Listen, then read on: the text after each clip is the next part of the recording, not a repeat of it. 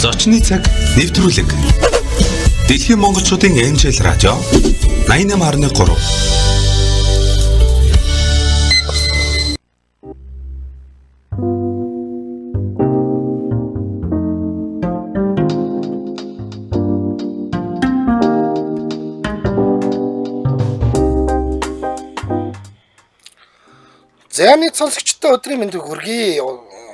За манай Дэлхийн монголчуудын МЖЛ радио 88.3-ийн 1-р студиэс зочны цаг хөтөлбөр маань та бүхэндээ шууд хурж байна. Ингээд өнөөдөр манай зочнонгоор стандарт хэмжил зүүн газрын захиргаа удирдлагын газрын дарга Баяр сайхан өвгтэй Ууган Баяр хүрэлцэн ирсэн байна.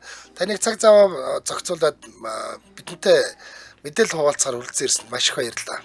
За баярлалаа. Танд болон сонсогчдоо энэ өдрийн мэндийг хүргэе бас. За битэрийн ярилцах гэж байгаа сэдэв бол маш чухал сэдэв гэж би ойлгож байна. Стандартын эрх зүйн орчны шинжилэлт одоо яг хийгдэж байгаа тийм үү?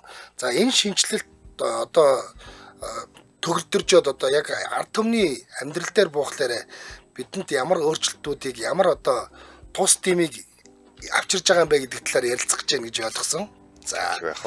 За одоо тэгэхээр стандартын тухай хууль гэж одоо нэг багц хууль байна уу? Тусдаа жижиг хууль байдаг юм уу? Яа тийм? Ер нь стандартын асуудал гээд стандартчлал, техникийн зохицуулалт, тохирлын үнэлгээ, итгэмжлэл гээд нэг нөгөөсөө харилцаа хамааралтай ийм чанарын дэд бүтцэх ийм том агуулга байгаа. Энийг одоо эрх зүйн орчныг шинжилэл хийхээр 2022 оноос хойш бид бүхэн боловсруулалт хийгээд улс орон даяар хилцүүлгүүдийг зохион байгуулад ингээд бол явж байна. За тэгэхээр бол ерөнхийдөө бол нэг суур үндсэн хууль шиг тийм том хууль явж байгаа юм байна шүү дээ. Тэгээ. За хууль гаргана гэдэг бол чанга одоо бид манайх нэг яг одоо хэвлэлийн эрхчлөөний хууль гэдэг актер том хууль бас л яг та нарын туулсан замыг туулаад явж байна. Тэгэхээр за ард иргэдээс болон салбарынхнаас те одоо танай одоо үйлчлэгээ хүртээмжтэйгээр хүлээж авдаг тэр хүмүүсээс хилцүүлэг хийж тэдний саналыг хуульд тусгана гэдэг бол бас нарийн асуудал байдаг. Яг энэ тал дээр бол яаж ажиллах вэ? Хичнээн хилцүүлэг хийв, яаж одоо нөгөө олон нийтийн саналыг хуулиндаа илүү тусгав? Тийм, стандартын асуудал бол зөвхөн одоо нэг стандарт хэмжил зүүн газар нөгөө талаас үйлдвэрлэгчийн асуудал биш. Энэ өөрөө Монгол улсын нутаг дэвсгэр дээр ажиллаж байгаа, амьдарч байгаа хүн болгонд хамааралтай. Монгол улсын үндсэн хуульд эрүүл аюулгүй орчинд амьдрах эрхтэй гэж заасан. Энэ эрүүл аюулгүй орчин гэдгийг тодорхойлж өгч байгаа шалгуур үзүүлэлт баримтчиг нь өөрөө стандарт. Тэрийг бид хангаж иж эрүүл аюулгүй орчинд амьдарч байна гэж үзэн. Хэн нэгэн магадгүй олны танил хүн эрүүл аюулгүйгээд хэлчихээр тэр асуудал эрүүл аюулгүй болчдгоо. Энэ асуудлуудыг одоо тодорхойлж өгөх гол баримтч учраас стандарт тэрний хэрэгжилт маш одоо чухал байгаа. Тийм учраас нөгөө 88 настай болчраас 80 настай буурал гэдэг бүхий л одоо иргэдэд хамааралтай байгаа учраас энэ асуудлуудыг бид бүхэн нэлээд өргөн сар хүрээнд хилцүүлгүүдийг зохион байгуулсан. 2022 онд Монгол Улсын ерөнхий сайдын захирамжаар ажлын хэсэг байгуулад энэ ажлын хэсгийн ахлагчаар Монгол улсын шадар сайд за бусад төр захиргааны байгууллагуудын удирдлагууд энэ хуулийн оролцогчоор орсон. За хилцүүлгүүдийг бид бүхэн маш өргөн цар хүрээнд зохион байгуулсан. 21 аймаг, 9 дүүрэг, төр захиргааны байгууллага, төр хувийн хвшил мэрэгжлийн холбоодуудаар хилцүүлгүүдийг зохион байгуулад хилцүүлгээс хилцүүлгийн хооронд л манай энэ эрх зүйн зохицуулалт боловсронгуй болгоод магадгүй хараагүй үнцэг судлаагүй судлагдах зохицуулаагүй харилцаа байхыг үүсэхгүй тулд энэ болгон дээр иргэдийн санал санаачлагууд маш чухал байсан. Нийтдээ 17,000 гаруй санал ирээд энэ дээр санал тус бүр дээр бас ер нь энэ асуудлыг одоо зохицуулах шаардлагатай энэ иргэдийн одоо эрүүл аюулгүй орчинд амьдрах эрхтэй холбоотой асуудлуудыг одоо санал нэг бүр дээр ажилласан гэсэн. Одоо жишээлбэл ингээд юу гэж штэ одоо тухайн олон нийтийн байгууллага гэж байна те одоо төрийн бас байгууллагууд гэж байна. Жишээлбэл одоо барилгачдын холбооч гэдэг юм уу, хүнс үйлдвэрлэгчдийн холбооч гэдэг юм уу, тэнцэнээсээ ингээд яг үйлдвэрлэгчд за орж ирж байна тийм үү гэж ойлгож штэ би бол тэглэхгүй яах вэ? Тэгээд одоо нөө хэрэглэгч иргэдийг болохоор яаж сонгож хуулиндаа одоо санал авсан бол Ер нь энэ хилцүүлгүүдийг дандаа нээлттэй байдлаар хэн оролцох энэ одоо мэдээллүүдээ хүртээмжтэй хүргээд оролцох сонирхолтой хүмүүс нь оролцоод явсан. Ялангуяа энэ сая 2025 онд хүнсний салбар, эрүүл мэндийн салбар, барилгын салбар хамгийн олон стандарт байдаг энэ салбаруудад дээр тухайлсан одоо хилцүүлгүүдийг төрийн ордоноос зохион байгуулсан. Энэ дээр бас улсын хурлын гишүүн Бат найрамдал гишүүн бас энэ стандартын эрх зүйн орчныг боловсронгуй болгох чиглэлээр ажлын хэсгийг бас ахлаад энэ дээр бол тодорхой санал дүгнэлтээ гаргаад ингээд явсан баг. За өмнө мэдээж манайх стандартын хуультай л байсан байгаа шүү дээ. Одоо тэгэхээр эн чинь бид нар хуулиа шинжилэн найруулж одоо баталж гин гэсэн үг. Яг стандартын хуулийг шинжлэх одоо нөгөө нэг зайлшгүй шалтгаан нь юу байсан бэ? Яг одоо манай голлох үндсэн асуудал. Яг стандартын эрх зүйн орчныг шинжлэх зайлшгүй шаардлага нь юу юм бэ? Өнөөдөр Монгол улсад 6700 гаруй стандарт хүчин төгөлдөр мөрдөгдөж байна. Энэний хэрэгжилт хангалтгүй байгаад байна. Энэ стандартын хэрэгжилт хангалтгүйгээс нийгэмд ямархуу эрсдлүүд үүсээд байна. Одоо тухайлбал 100 болохоор л үер усууд байн болж байна. Тэр 70 сувгууд нь стандартын дагуу байгуулагдсан юм уу үгүй юм уу? Чанартай чанаргүй барилгын материалуудаар байшин барилга бариад тэр нь одоо магадгүй галж шатаад байгаа юм уу? Барилгын энэ одоо материалууд нь стандартын шаардлага хангаагүйгээс шалтгаалаад нөгөө хавдар, хорт хавдруудыг үүсгээд өвчлөлийг нэмэгдүүлээд байгаа үндсэн шалтгаан муу юм уу? Гэх мэтчлэн нийгэмд үүсээд байгаа эрсдлүүд стандартын хэрэгжилт хангалтгүйгээс болоод асуудлууд үүсээд байгаа учраас энэ асуудлуудыг одоо зэгцлэх, нэгмөр болгохын тулд нөгөө талаас стандартыг сонгон хэрэглэнэ гэж заасан байсан. За. Тэгэхээр өөрөө тодорхойг нөхцөл байдлыг үүсгэж байгаа. Стандартыг сонгон хэрэглэнэ гэдэг маань уулын дэлхийн бусад улс орнууд бол стандартыг сонгон хэрэглэнэ гэдэг нь тухайн бүтээгдэхүүн үйлчилгээ үйл ажиллагаанд хамаарах стандартаас өөрт хамаарах стандартаас сонгоод тэрийгэ хэрэглэхийг ойлгоод. Манай Монгол улсад болохоор хэрэглэхгүй асуудал үүсээд идэг. Би сонгохгүй ч байж болно. Хэрэглэж болно. Хэрэглэж болно, хэрэглэхгүй ч байж. Энэ нь өөрөө нөгөөх улс орны үндэсний онцлог, хөгжил, соёлоос шалтгаалаад. Биднес ч одоо бүр нөгөөх тогтоосон горим журмыг монголчлох гэдэг, өөрчлөхийгээ монголчлох гэдэг. Энэ өөрөө стандартыгаа бүр зөрчихийг одоо магадгүй бахархалтайгаар хэлээд байгааг. Ийм нэг Монголын хууль 3 хоног гэдэг шиг юм болох гэдэг те стандарт батлагдсангууд нь монголчилчаад байвал хэцүү юм байна тийм ээ. Тэгэхээр одоо энэ стандарт өөрөө сайн туршлага байдаг. Бусад улс орн одоо энэ эрдэмтэн мэрэгд шинжлэх ухааны байгууллагууд маш олон талаас нь судлаад тэгээд энийг хэрэглээчээ гэдэг байдлаар баталж байгаа шүү дээ. Тийм ээ. За одоо тэгэхээр ингээм хоёлаа бол одоо нэг хуулийн хууль бол одоо ингээд нэг хилцүүлэг эднэр явагдаад дууссан те. Одоо хууль маань аль шатандаа явж байгаа вэ? Одоо хизээ батлагдахаар төлөвлөгөөтэй байгаа вэ? За, стандартын хууль маань 2022 оноос хойш боловсруулагдаад 2025 оны 3 дугаар сард Монгол Улсын засгийн газрын хуралдаанаар ороод дэмжигдээд тэгээд сая 5 сард улсын хурлд өргөн барьсан. За, тэгээд холбогдох байнгын ороогоор ороод сая 2025 оны 6 дугаар сарын 20-ны өдөр улсын хурлын чуулганаар хилцээд хилц хэсгийг нь бол шийдэгдэж явсан. Дэмжигдээд одоо улсын хурал дээр ажлын хэсэг байгуулагдаад тэгээд бас энэ дээр бас дахин боловсруулалтыг хийгээд магадгүй одоо энэ бидний барьсан Монгол Улсын засгийн газраас өрхөн барьсан энэ хууль тогтоомж илүү боловсронгуй бусад хууль тогтоомжтойгоо уялдуулах, за илүүгийн хасаад, дутуугийн засаад илүү боловсронгуй болгох чиглэлээр бас ажлын хэсэг маань ингээд тэгээд энэ уулын хаврын чуулганда багтъя гэсэн төлөвлөгөө байсан боловч арай амжихгүй болчихлоо. Намрын чуулганаар амжихгүй болчихлоо. Намрын чуулган дээр батлагдаад за тэгээ батлагдсны дараагаар бол хизээнээс дагж мөрдөх вэ гэдэг хугацаа бол хууль батлагдах үед бол хуулийн төгсгөл дээр бичигддэг тийм ээ. За тэгэхээр ийм байна. Би одоо жишээл өмнөх хууль маань хідэн зүйлтэй хідэн бүлэгтэй хууль байжгаад тэгээ одоо ингээд шинжлэгдснийхаа дараагаар хичнээн зүйлч гэдэг юм бүлэг нэмэгдээд одоо бидний одоо өмнө нь огт байгаагүй ийм зүйлүүд бол нэмэгдсэн юм а гэдэг дээр илүү дэлгэрүүлж ярил зүйтэй баг тийм ээ. Энэ хуулийн голлох өөрчлөлтүүдийнхаа талаар яриад явцсан дээр баг. За тийм. Тэгээ голлох өөрчлөлтүүд иргэдийн амьдралд яаж нөлөө Яг үзүүлэх тийм. манай сонсогчд маань сонирхолтой. Тэрнээс ч одоо тим бүлэг тэдэн зүйл заалтаа тэгээд тэр нь бол нэг бас би сонирхол. ингээд байна л да нэг хэрв юу өөрчлөгдсөнийг мэдчихвэл тэр биднэрт яаж нөлөөлөх юм тийм ээ. Тэгээ. Тийм. Ер нь голлох өөрчлөлтүүд стандартыг одоо сонгосон бол түүнийг мөрддөг байх. Гол зохицуулт байна. Хоёрдугаарт нь хэрэгцээ шаардлагатай хэрэгцээ шаардлага хөгжлийн бодлоготойгоо нийцсэн стандартуудыг бид бүхэн богино хугацаанд баталсан стандарт мань хэрэгжээд явал бид гол зохицуултын бас нэг асуудал байгаа. Гуравдугаар асуудал салбар дундын зохицуултыг бий болгож өгч байгаа. Өөрөөр хэлбэл стандарт хэмжил 100 газар стандартаа батлаад орхичдаг. Баталсан стандартыг бусад байгууллага, төрийн захиргааны байгууллагууд хэрэгжүүлэх, хэрэгжилтийг хангуулах энэ чиглэлээр ямар үүрэг оролцоотой байх юм. Энэ зохицуултуудыг бий болгож өгсөн. Институцийнхаа бүтцийг бол бүр тов тодорхой болгож өгсөн юм байна. Тодорхой болгож өгч байгаа. За, иргэн аж ахуйн нэгж байгууллагуудын эрх үүргийг тодорхой болгож өгч байна. Иргэний эрх, аж ахуйн нэгжийн эрх. Тийм ямар эрх үүрэгтэй юм.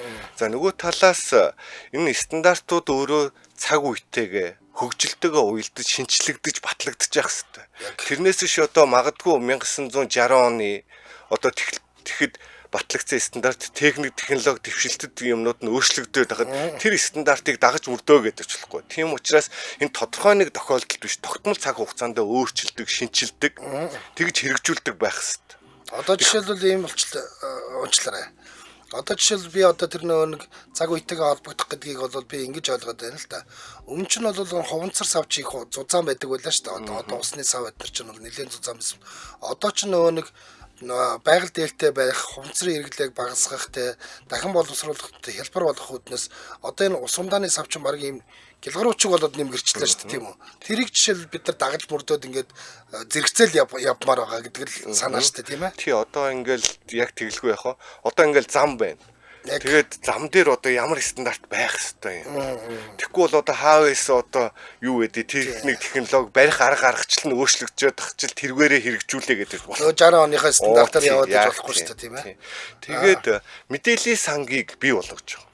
За. Одоо тухайлбал стандартын шаардлага хангасан бүтээгдэхүүнүүд магадгүй стандартын талаар зөрчил гаргасан бол тэрний талаар мэдээллүүд хил гайлаар орж ирж байгаа бараа бүтээгдэхүүнөөр стандартын шаардлага хангасан тэр нь эрүүл аюулгүй орчинд амьдрахтай холбоотой харилцааг бий болгож байгаа учраас тэр мэдээллийн сангуудыг бий болгож байгаа. Энэ нь өөрөө төр бас үйл ажиллагаагаа явуулахдаа одоо төрд байгаа мэдээллийг иргэнээсээ шаарддаггүй байх. Нөгөө талаасаа бизнес эрхлэгчтэй иргэддээ зөв мэдээлэл, зөв одоо сонголтыг бий болгоход дэмжлэг болох үүднээс энэ мэдээллийн санг бий болгож байгаа. Нээлттэй мэдээллийн санг гэсэн үг шүү дээ. Иргэн ч ороод харж болдог, төрч өөрөө ороод харж болдог. Үйлчилгээ авахтаа хүртэл холбогдох мэдээллүүдээ оруулаад ингээд явцдаг. Тэгээ энэ хуулийн бас гол амин сүнс нь өөрөө энгийн ойлгомжтой байх хэрэгтэй. За тэгэлгүй яах вэ? Одоо тухайлбал энэ манай яг хуулийнхаа нэрийг хэлвэл стандартчлал, техникийн зохицуул, тохирлын үнэлгээний итгэмжлийн тухай хууль гэдэг. Ингээд маш их мэрэгжлийн одоо үг хэллэгийг агуулдаг. Гэхдээ энийг яг өнөөдрийн байгаа хуулийг уншаад, судлаад ингээд ойлгохоор хуульчид хүртэл айгүй эргэлзээтэй төвхтэй хууль. Тэгэхээр энийг энгийн ойлгомжтой байх тал дээр бас илүү анхаарч байгаа. Үг хэллэгийн хувьд ч гэсэн. Тийм үг хэллэгийн хувьд хоёрдмол утга санаагүй. За тийм стандарт уншихад бол ингээд төв халах хэлээр ойлгоцохоор гэдэг шиг. Тий. Одоо тухайлбал стандарт хэмжил 100 газарт ажилдаг би нэг уншихад өөр ойлгодог, та нэг уншихад өөр ойлгодог биш. Бид хоёр уншихад яг л нэг л энэ тэнцүү ойлгодог байх. Энэ зохицуултыг л бий болгож байгаа. За, эдгээр нь одоо иргэдийн амьдралд яаж нөлөөлөд байгаа юм бэ? Ямар үр дүн гарах юм бэ гэдэг. За, одоо жишээлбэл би одоо нэг шинжилтийн өөрчлөлт нь юу байгаагийн сайн мэдэхгүй л байна л да. Яг өнөөдрийн цаг үеэрээ л хэдүүлээ бодъё тийм ээ. 20 минутын бороо орохлоор хотороо үерт автаад ингээд живчих гээд байна шүү дээ. За одоо энэ автозам тавигдаад энэ жил бол одоо төв замаа шинжилж гин гэд нэлээд олон их ажлууд хийгдээд ер нь л бас өнгө үзмж сайжрал явцсан. Гэтэл нөгөө ус зайлуулах төхөөрөмж маань ингээд хаагдчихлаа. Тэгээд ингээд хаацсан байлгүй тэгэл ингээд төв замаараа дүүрэн устаа болчлоо гэж ярьж байна те. Тэгэхээр одоо энэ зам дээр байгаа энэ стандартыг хин дагаж мөрдөөгүйгээс болоод бид нар ингээд хохирчоод байгаа гэдгийг хуулинд бол нэлээд тодорхой тусгаж өгөөд тэр нөхдүүд тодорхой хариуцлагаа хүлээхээр тусгагдсан байгаа бах тийм үү бодвол. Тийм. Одоо ингээд энэ ажлуудыг төр захиалаад хийлгэж штэ. За тэгэл байх. Тэгээ ажлын даалгаварт нь өөрөө стандартын дагуу хийнэ гэж ямар стандартыг дагаж мөрдөх юм. Магадгүй одоо дэвшилтэд гадны улс орны өндөр дэвшилтэд технологийн стандартыг тэр ажлын даалгаварт нь оруулж өгөх юм уугүй юм уу? Заавал одоо өвөл энэ 100 зам засварыг хийх ёстой юм уу? Тэгэхээр одоо арга аргачлалын стандартууд энэ ер нь бол стандартууд чи өөрөө сайн дуршлах, инновац, шилдэг одоо бүтээмжийг л бий болгоход чиглэгдсэн шүү дээ.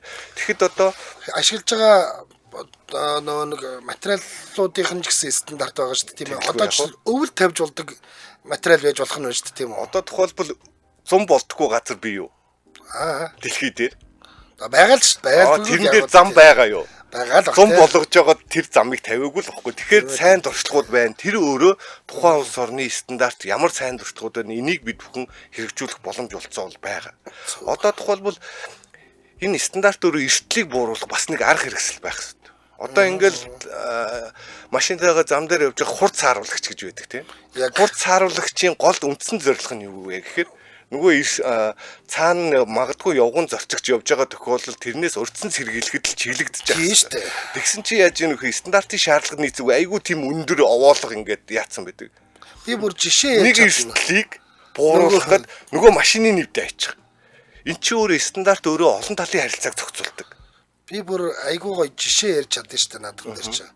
Одоо энэ Баян Чандамны наадталд нэг амар хоёр хурц харуулагч байлаа. Тэгэхээр бүр олон улсын байгууллагын нөхдүүд автобустай явж байгаа. Тэрэн дээр нөгөө нэг жолооч нь мэдхгүй үсэргээд хоёр хүн тархиа агалж исэн тохиолдол байгаа шүү дээ. Тэгэхээр яг одоо яг эн чинь л нөгөө нэг бидний яриад байгаа стандарт гэдэг чинь тэр шүү дээ. Жолооч хараад хурдаас харуулхад одоо зорчигч болон жолооч техникт аюулгүйгээр даван гарах болцоотой л байх хэрэгтэй тийм байх хэрэгтэй. Тэгээд энэ болгон стандарт бол энэ асуудлуудыг бүхлээр нь зохицуулж байгаа. Одоо ингээ хөдөө замд явж байхад нөгөө замын хажуугаар нэг юм төмөр байдаг штэ. Заалар төмөр. Тэр чинь ч гэсэн тодорхой стандарттай байх хэрэгтэй. Магадгүй одоо тэр өөрөө эрсдэл гарсан тохиолдолд тэр жалга байдаг юм уу тэрнээс хамгаалж явах хэрэгтэй. Тэгэхэд одоо нөгөө эрчлээс байдаг штэ. Нэг хоёр эрчлээстэй гурван эрчлээс. Тэр чинь өөрөө эрсдлийн бас тодорхойлж л тийм одоо 2 3 эрчлээс. Магадгүй дээврийн төмөр шиг юмар хийчүүл тэрийг төм зөхөөл цаана цугтал цаашаа яваад байгаа шүү дээ. Яг л энэ болгон дээр чи өөрөө стандартууд багтай. Энэ чи стандарт болгон иргэдийн аюулгүй орчинд амьдрах таатай орчныг бүрдүүлэхэд л чиглэгдэж явах хэрэгтэй. Тэгэхээр стандартыг сонгосон бол тэрийг мөрддөг байх л гэдэг. Тэрнээс хэрэглэхгүй асуудал биш. Энэ зохицуултуудыг оруулж өгч байгаа гэдгийг бас хэлэх нь зүйтэй. За одоо энгийн иргэн нэг хүн одоо ямарваа нэгэн стандарт шаарддаг үйл ажиллагаа явуулжээ. Жишээлбэл өөртөө барилга барьжээ, байшин барьжээ. Тэгвэл чи өөртөө барьж байгаа юм чи стандартгүй гэхгүй шүү дээ тийм үү? Тэр барилга бас стандартын дагуу баригдчихэж тэр хүний аюулгүй байдал, тэрний гэр бүлийн одоо эрүүл аюулгүй амьдрах орчин бүрдэн тийм ээ. Тэгэхээр би тэгэхийн тулд одоо ингээл барилгын яам амаар явал баахан юм зохиулаад ингээл тэрийг яаж авъя, энийг яаж авъя гэдгийг болоод одоо жишээлбэл тэр нөгөө нэг нээлттэй мэдээллийн сан руугаа ороод стандартуудаа аваад энийгээ мөрдөөл хийчихэд болохоор болж ийн гэж ойлгож болох уу? Яг уу иргэн бол тухайн амны орон сууцаа ч юм уу. Барилга байгууламжаа барих нь бол чөлөөтэй байх. Аль нэг одоо яам тамгын газраас одоо өөрийнхөө одоо эзэмшүүлэхээ газраа тийм ээ байхад тэрэнд чи өөрөө холбогдох стандартууд нь манай стандарт говцэг юм байна гэдэг энэ дээр бол үн төлбөргүй харах боломжтой. Нээлттэй мэдээллийн сан гэж хэлээд байгаа шүү дээ. Мэдээллийн сан дээр бүр одоо ийм Монголиодгээр хүртэл ороход тэр стандартууд бол харах нь чөлөөтэй байгаа. Зөв.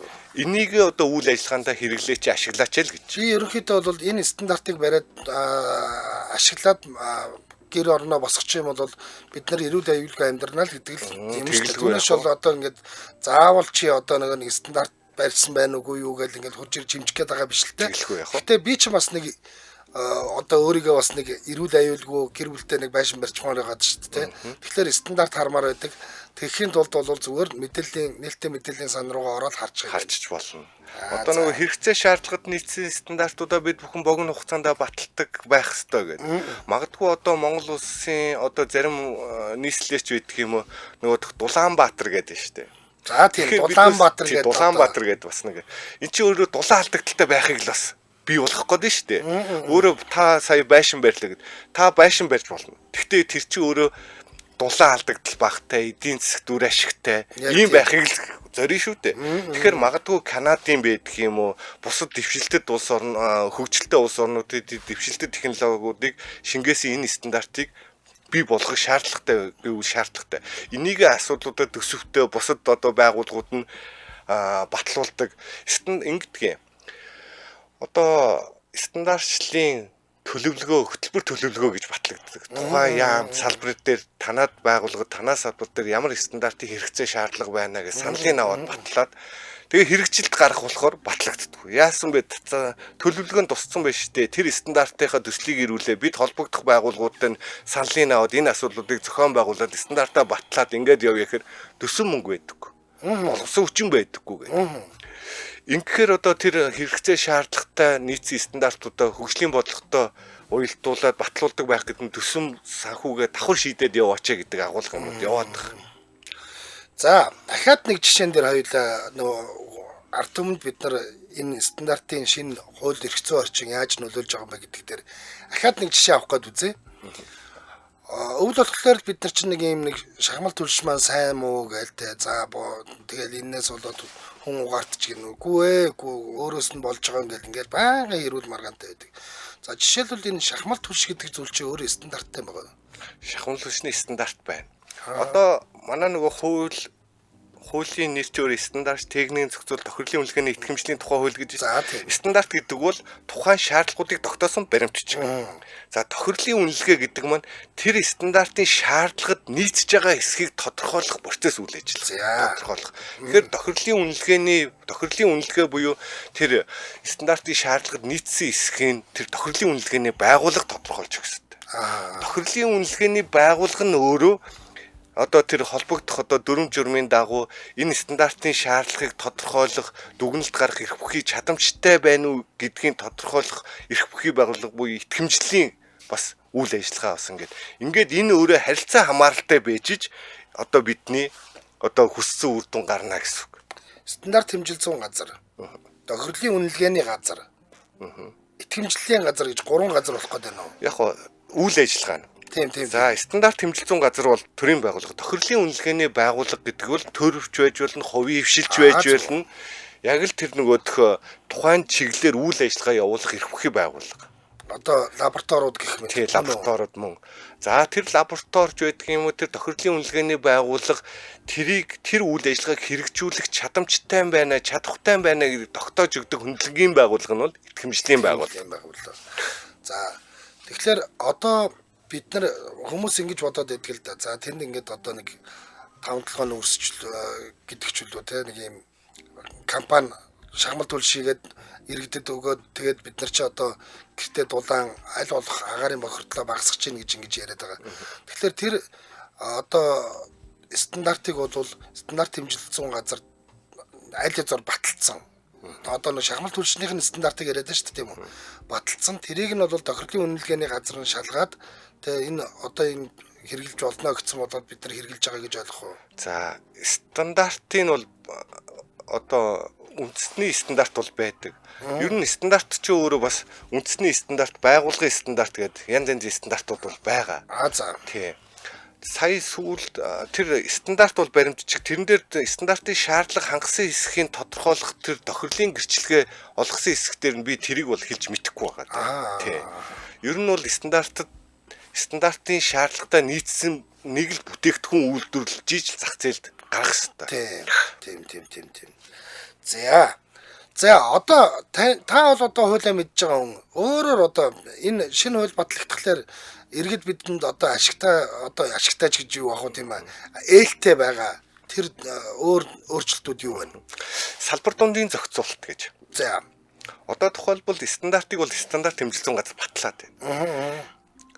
Тэгээд энэний хэрэгжилтийг хангуулах нь манай байгууллага зөвхөн биш. Төр хувийн хвшил, мэрэгчлийн холбоо, аймаг нийслэлийн засаг дарга, төр захиргааны байгууллага бүгдээрээ энэ стандартын хэрэгжилтийг хангуулах чиглэлээр үүрэг оролцоотой байх. Энэ асуудлуудыг бас тусгаж өгсөн. Одоо иргэн аж ахуйн нэгж байгууллагууд өөрөө бас эрх үүргүүдийг тодорхой зааж өгч байгаа. Хил гайлаар оруулж ирж байгаа бараа бүтээгдэхүүнийг өөрөө стандартын шаардлагатай нийцсэн байх хэрэгтэй. Магадгүй одоо энэ өрөөнд байгаа энэ барилгын материалууд эрүүл аюулгүй байх хэрэгтэй. Магадгүй эн чинь өөрөө дотроо тэр хими орц найрлагатай янз янзын одоо бодис агуулсан бол тийм шүү дээ. Одоо хор тавтар байдаг юм уу янз янзын өвчин үүсэх эрсдлийг бий болгож байгаа. Тийм учраас эргэн аж ахуйн нэгж байгуул тохирлын баталгаатайгаар энэ бараа бүтээгдэхүүнийг оруулж ирж худалдаалдаг ийм байх хэрэгтэй. Өөрөөр хэлбэл дэлхийн бусад улсууд бүгд найрамд хятад ард улс ч юм уу Солонгос улсад бараа бүтээгдэхүүн энэ бараа бүтээгдэхүүнийг импортоор оруулж ирж байгаа гэж бодоход тэр улс орондоо тохирлын баталгаанд хамруулсан тэр тохирлын гэрчилгээтэй бараа бүтээгдэхүүн бол бид бүхэн энийг хүлээн зөвшөөрдөг байх хэрэгтэй. Энэ өөрөө бизнесийн бас таатай орчныг харилцан хүлээн зөвшөөрөх асуудал. Тийм. Бий болох хэрэгтэй. Нөгөө талаасаа энэ түрүү би нөгөө мэдээллийн сан гэж хэлсэн тийм. Энэ мэдээллийн сан маань өөрөө тэр бизнес эрхлэгч талдаач тэр иргэндээ ч гэсэн ийм одоо эрэг үр дүнг авчирна. Одоо тухайлбал одоо амралт зугаалгын цаг болж байна. За тийм. 21 бид бүхэн ингээл хөдөө орон нутгуудаар явдаг. Дотоодын аялал жуулчлалч одоо бас хөгжөөд болсон шүү дээ. Тэгэхээр тухайн аймаг орон нутгуудын брэнд бүтээгдэхүүн гээл биднес юу юм бас мэддэггүй шүү дээ. Одоо Арангай аймаг хэр за 10 цагаа идэгээрэл хөвсгөл явахлаар нэг загсны газар дээрэндээ гэдэг. Тэгээд тухайн одоо магадгүй тэр өөрөө бүтээгдэхүүн үйлдвэрлэж байгаа аж ахуйн нэгж байгууллага стандартын шаардлага хангацсан бол тэр мэдээллийн санд ордог байх. Хэрэглэгчид зөвлөд нь штэ. Энэ бол стандартын шаардлага хангасан бүтээгдэхүүн шүү. Нөгөө талаас бид бүхэн ингээл амралт зугаалгаар хөдөө орон нутагт явж байхад шаардлага гайгүйхан зочид буудалд орчих гэдэг. Нөгөө шаардлага хангасан буудал нь стандартын шаардлага хангасан бол тэр мэдээллийн сандаа байдаг. Энэ өөр нэг талдаа хэрэглэгчдэд зөвлөгөө өгч байна. Нөгөө талдаа чанартай бүтээгдэхүүн үйлчилгээ үйлдвэрлэл явуулж байгаа аж ахуйн нэгж байгууллагыг бас одоо олон нийтэд түгээх сурчлах дэмжлэг үзүүлсэн. Ерөнхийдөө бол бас маркетингийн дэмжлэг болж штэ нэг юм бол тий. Надад бол маш гоё санагдаж байна. Би одоо жишээлбэл одоо за өнөөдөр ингээ архангаа гараад авчие да. Тэнд нэр стандарттай буудал нь юу юм бол гэхэд нээлттэй мэдээллийн сангаас хараад энд юм байна. Эднийх рүү нэрээд захиалга өгч. Яг тийм. Гэх нь шүү дээ тийм үү. Зөв. Нөгөө талаас одоо манайх айгүй олон төрлийн үйл ажиллагаа явуулдаг. Тэгэхээр одоо цаасан байдлаар ихээсээ төв захимаар хүсэлтэд өгчдөг. Тэр үйл ажиллагаа манай асуудлуудыг шийдвэрлүүлэхээр өгсөн үйл ажиллагаа аль шатандаа явж байгаа гэдэг нь өөрөө энэ мэдээллийн сан дээр гараад за миний бичиг тэр хүн дээр явж байгаанд тийм процесс үйл ажиллагаа явах юм байна гэдэг маань энэ мэдээллийн сандаа бас давхар ороод явчих. Иргэн аж ахуйн нэгжийн хувьд бол за би стандартаа хангацлаа шүү. Одоо нөгөө мэдээллийн сан руугаа намайг оруулж өгөөч гэдэг хүсэлтэд өгөх бүрэн болцоотой байх нь шүү тийм үү. Тэнгүүд нөгөөдөл нь ямар нэг юм бас нэг дамжлага байгаа л хат нөгөөдгийг нь баталдаг ч юм уу очиж үздэг ч юм уу. За окей эднийх болж гинэ гэхлээр мэдээллийн санд ороод тэр мэдээллийн сан орчлоо. За тэгээд дараа нь ахаад одоо ямар хугацаатайгаар тэрийг ингээд нөгөө нэг сунгахын ч гэдэм үү те. Тэгээд тэр чинь ингээд дахиад нөгөө стандарт нь нэрнгээсээ хангагдсан хിവэрээ яваад байна уу? Зүгээр нэг ингээд нөгөө мэдээллийн санд орчоод буцаад нөгөө стандартаа хангахаа болчиход байна уу гэдгийг нь хэн нотолж явах хэвээр. Тэр бол нөгөө хүчинтэй байх хугацааны асуудлууд байна. Тэр процесс үйл ажиллагааны мэдээллүүд ил тод болно. Нөгөө талаас та одоо бизнес эрхэлдэг аж ахуйн нэгжтэй байгууллага хүн байлаа гэж бод. Тендерийн үйл ажиллагаанд орлоо. Холбогдох баримтчгүүдэд өглөө. Тэгэхэд одоо нөгөө стандартын шаардлага хангасан бүтээгдэхүүн тохирлын гэрчилгээ гэдэг юм чинь төр өөрөө тэнцэнээс шууд мэдээлэл аваад явчихдаг. Тэгэхгүй бол зарим тохиолдолд одоо энэ техник технологи юмнууд хөгжсөн хурамчаар баримт бичиг үйлдээ тэгээ тендердээ шалгараад иймэрхүү асуудлууд бас байдаг гэсэн. Тийм учраас энэ одоо төр мэдээллүүдэд нээлттэй болгох энэ шудраг өрсөлдөөний зарчмыг бий болгож байгаа. Магадгүй одоо стандартын шаардлага хангаагүй бүтээгдэхүүнээр нэг хоёр үйлдвэрлэл нэг бизнес хийдэг хоёр ижил төрлийн үйл ажиллагаа явуулдаг. Нэг нь стандартын шаардлага хангаагүй бүтээгдэхүүн яагаад тэр нь арай хямдхан яваад байвал нөгөөх нь яг стандартын шаардлага хангасан бүтээгдэхүүнээр ингээ нөгөөх аль үнээрээ ч гэдэг юм чанараараа ч гэдэг юм өрсөлдөх байдлыг хязгаардаг байсан бол энэ тохирлын баталгаатайгаар бүтээгдэхүүнийг зах зээлд нийлүүлэгдснээр энэ шудраг өрсөлдөөн зарчим хангагдана. Нөгөө талаас хэрэглэгчдийн аюулгүй байдал хангагдах. Энэ стандартын хэрэгжилтийг хангана гэдэг нь бол зардлыг бууруулна, үр ашгийг нэмэгдүүлэх олон талын ач тустай. Би нэг түрүүний асуулт бол миний түрүүний асуулт бол би өөрөө хэрэглэгч байхгүй юу тий. Би одоо жишээл нэг нээлттэй мэдээллийн сангаас хараад одоо альч аймгийн нэг аймагт нэг буудалд энэ стандарт хангаж байгаа гэсэн буудалд буусан чинь нөгөөх нь стандартаа хангаагүй байвал би эргээгээд те ингээд нөгөө саналаа бичих. За энэ буудал чинь танах энэ дээр ингээд стандарттай гэсэн. Гэтэл эднийх чинь энэ стандартаа хангахгүй байж тээ гэдгийг би гомдлоо мэддэгдэх тэр талбар нь байгаа юу гэж асуугаад байгаа юм. Энэ дээр яг тэр зохицуултуудыг бид бүхэн бас нөгөө боловсруулалтынхаа шатанд мэдээллийн сан маань хөгжөөд явж байгаа. Энэ асуудлуудыг бас тусгаад явах хэрэгтэй. Ягаад тэгэхээр одоо энэ стандартын хэрэгжилтэн дээр хяналт тавих эрх бүхий байгууллага албан тушаалтан бол төрийн шалгалтын тухай хууль заасны дээр хуучин мэргэжлийн ялдварыг салбарын ялдын газар. Нөгөө талаас стандартын шаардлага хангагдсан байна гэд нөгөө тодорхойлоод гэрчлэгээ олгоцсон байна шүү дээ. Тэр аж ахуйн нэгж байгууллагад нь бас мэдээлэх боломж олцоог бий болгоно. Энэ өөрөө одоо энэ хууль тогтоомжид бас юуг тусгасан байна гэхээр стандартын шаардлага хангасан хангаагүй нь одоо эрх бүхий байгууллага буюу тохирлын үнэлгээний байгууллагаар тогтоогдсон тохиолдолд тэр үйл ажиллагааг эрхлэх зөвшөөрлийн түтгэл зүйлэх хүчингү болох үндэслэл болно. Нөгөө талаасаа одоо энэ MJL радиогийн объект энэ барилга байгууламж. Энэ дээр одоо бүхэлд нь ингээд нэг галын аюулгүй байдлын дүгнэлт зарим хэсэгт нь одоо ингээд шаардлага хангацсан байна гэдэг дүгнэлт гараад ихэд зөвхөн энэ хэсэг дээр галын аюулгүй байдлын дүгнэлтийг дахиж шаардахгүй байх хэрэгтэй. Энэ чинь өөрөө хэрэглэгчтэй одоо давхардуулсан хяналт шалгалтыг дабл стандарт үйлчлүүлээд яаж байгаа юм тийм ээ. Зөв. За одоо битэрийн ярилцах цаг бол нэлээд өгч ин л доо. Тэгээд одоо би нөгөө хуулийнхаа шинжилтийг буюу хуулийн ажлын хэсэг дээр бодвол танайхан нэлээд өвчтөй орж ажилласан байлгүй. Зүгээр л те ингээд за иргэдээ Монголын ард түмэн те одоо энэ шинэ хууль батлагдсанаар бид нарт ийм давуу тал үүсчнэ. Тэ та бүхэн ийм одоо амар хэлбэр байдлаар стандартыг ингээд хүлээн авах болцоотой болно гэдгийг ингээд нэг товчхон хитэн өгүүлбэрээр хэлвэл та. Тийм. Одоо стандарт гэдгийг бол хүн болгол ярьдаг болсон байна. Тийм. Одоо гол нь хэрэгжилт хангагддаг байх хэрэгтэй. Хэрэгжилтийн төвшөнд хүн бүрийн амьдралын чанар дээшилдэг байх хэрэгтэй. Өнөөдөр Монгол улсад мөрдөгдөж байгаа олон улсын стандартаас бусад бүх үндэсний стандартууд үн төлбөргүй харах боломж олцоод. Өнөөдөр зүгээр хилээд яриад өнгөрдөг биш. Стандартын талаарх мэдлэг ойлголттой болоод магадгүй стандартыг зөрчсөн одоо тийм тохиолдолд холбогдох байгууллагад нь хилдэг, шахаж шаарддаг, тэр жийж хэрэгждэг байх хэрэгтэй. Одоо тэр тэгж нөгөө нэг иргэд маань өөрсдөө бас мэдээлэлтэй сайн иргэн байна гэдэг бол тэ бүх зүйл стандартаа ч гэсэн ингээ ойлгоцсон ийм иргэн байж шаардлага тавьдаг иргэн байж бид нар илүү дээшгээ ахиж дараагийн одоо илүү сайхан амьдрал руугаа очиж шүү дээ тийм үү яг уу. Одоо энэ болцоог бий болгохын тулд стандартын тэр мэдээллийн сан дээр холбогдох түлхүүр үгээр хайхад холбогдлолтой стандарт нь бүгд гараад ирнэ.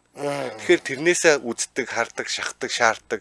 Энийг зүгээр бүх нийтээ одоо зүгээр хилдэг ярьдаг биш. Бүх нийтийн үйл хэрэг болж ижил энэ одоо стандартын хэрэгжилт хангагддаг. Энэний төвшөнд эрүүл аюулгүй орчин бүрддэг. Одоо стандартын байгууллагад ажилдаг бид ч гэсэн нийгмийн харилцаанд адилхан ороод стандарт зөрчигдсөн одоо гардагшаа гаргал зөндөл байгаа даа шүү дээ. Одоо явгууны зам талбай стандарт гэдэг маш одоо олон харилцааг зохицуулсан стандарт байна. Тэгэхээр бодит байдал дээр ямар байгаа вэ? Хөгжлийн бэрхшээлтэй тусгай хэрэгцээтэй иргэн нийгмийн харилцаанд орохдоо бие даасан дангаараа оролцох боломж олцоо байна уу үгүй юу? Тэр байтугай хүүхдээ одоо тэрэгэн дээр түрээд явахд хүртэл хүндрэлтэй асуудлууд байгаа шүү дээ. Энэ асуудлуудыг уул нь стандарт бүхлээр нь зохицуулсан гэдэг. Харамсалтай нь стандарт өөрөө хэрэгжихгүй байгаад байна. Стандарт байна гэвэл байна. Гол нь хэрэгжихгүй байгаа дээр л гол асуудал байна. Тэр байтугай зарим газараар өндөр өсгийтэй эмэгтэй хүн ч явахд хэцүү. Тэглэх байх. Ийм болчиход байна шүү дээ. Тэгэхээр одоо стандарт хэмжилсэн газар MJL радиотой хамтраад ингээд нэлээд олон цувралаар ярилцлага хийгээд ингээд зочны цагаар ороод та бүхэнд яриад байгаа юм ч гэсэн иргэдийг маань иргэд маань өөрсдөө ингээд хариуцлагатай болоорой. Иргэд маань стандартаа ингээд шаарддаг болоорой. Иргэд маань стандартаа өөрсдөө зөв ойлгоод тэрийг ингээд нээлттэй мэдээллийн сангаас хараад одоо аж ахуй нэгжч байдаг юм уу орон нутгийн захиргаандаа ч юм уу те шаардлага тавьдаг болооч ингэж бид нар жинхэнэ стандартсан Монгол улс болно л гэж ажиллаад байгаа гэж ойлгоод байгаа. Яг тийм. Тийм ээ. Тэглэхгүй яг. За баярлалаа. Үнэхээр сонирхолтой яриа байлаа. Хүмүүст маань ч гэсэн ингэ урам зориг өгсөн яриа байсан болов гэж бодож байна. Юу гэхээр ингээл хууль гаргахлаар л ингээд торох гээд байгаа юм шиг, шахах гээд байгаа юм шиг, хаах гээд байгаа юм шиг, боох гээд байгаа юм шиг байдаг гэсэн бол одоо өнөөдрийн хуулийн хувьд бол тэ ингээ бүх зүйл нь иргэдтэй ойлгомжтой байлгахын төлөө, иргэдтэй илүү амар хэлбэр болгохын төлөө, бизнес эрхлэгчтэй зарим нэг зүйлүүдийг ингээд төвөггүй болгохын төлөө гэдэг ийм хууль гарч байгаад маш их баяртай байна. Таныг одоо хөрөлцөн ирж энэ одоо ийм урам зоригтой сайхан мэдээлэл өгсөнд баярлалаа. За баярлалаа. Танаа хамт олонд бас ажлын амжилт хүсье. За баярлалаа. За ингээд дэлхийн монголчуудын хэмжээл хараад байна 88.3-ын 1-р студиэс зочны цаг маань энэ хүрээд өндөрлж байна. Өнөөдөр манай зочны цагийн зочноор бол стандарт хэмжил зүүн газрын захиргаа удирдлагын газрын дарга Баяр сайхан угтай уг маяр ажиллаа. За сэтгүүлч Анжгаа бас та бүхэнтэй хамт байлаа. За баярлалаа та бүхэндээ.